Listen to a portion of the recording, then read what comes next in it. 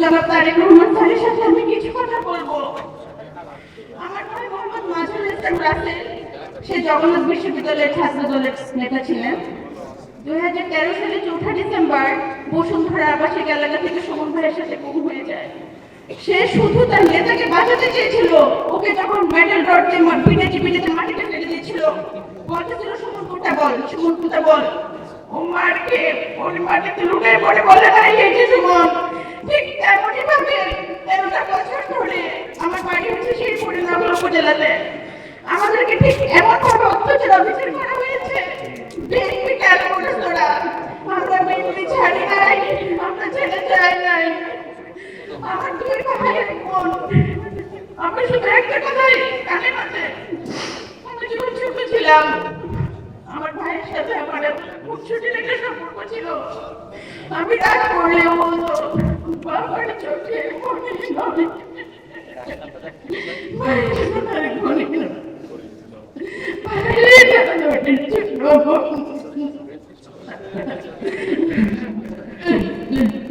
স্বাধীন বাংলাদেশে আমরা নিঃশ্বাস ফেলতেছি। আমি শুধু সেই দিনটার অপেক্ষায় আছি। এই ফ্যাসিজম বিদায় হয়েছে, হয়তো তারা আমাদের সাথে বাংলাদেশে স্বস্তি নিঃশ্বাস ফেলতে পারত। কত স্বপ্ন ছিল তাদের। হাজারো জনতার উচ্ছ্বাসে তারা একাত্মতা প্রকাশ করত। কত দিন রাত শেষে অবশেষে একটা সুন্দর ভোরের আলোর অপেক্ষা আমরা করেছি। আমার ভাইয়ের দরজার কড়ানাড়ের শব্দে আমাদের ভিতরে সমস্ত নীরবতা ভেঙে খান খান হয়ে যাবে। কিন্তু ভাঙিনি সেই নীরবতা। আমার ভাইয়ের, আমার মায়ের, আমার বাবার অসংখ্য প্রশ্নের উত্তর আজ অজানা। কে দিবে সমাধান? আমার ভাই 2013 সালের 4 ডিসেম্বর থেকে আমি ওকে খুঁজে খুঁজে রাস্তায় বিভিন্ন প্রেস ক্লাব কনফারেন্সে, আমরা রাস্তা ছাড়ি নাই। আমাকে চুলিয়া বা আমার হাজার বসে আছে।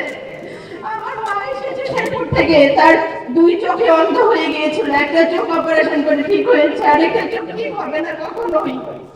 আমার মাকে আমি বলেছি আম্মা তুমি এই সময় কষ্ট করে বলে, মা তুমি কি বলো, আমি আমার আরেক ছেলে তারেক রহমানকে একটু দেখতাম, তুমি আমার না করো না মা। আমি তাকে না করতে পারি নাই। আম্মা, মা, আম্মা দাঁড়াও না মা।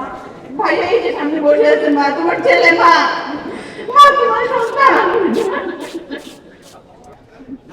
আমি তারেক রহমান ভাইয়ের কাছে কিচ্ছু চাই না ভাইয়া, শুধু আমার ভাইয়ের ঘুমের বিচারটা ভাইয়া আপনি করবেন ভাইয়া।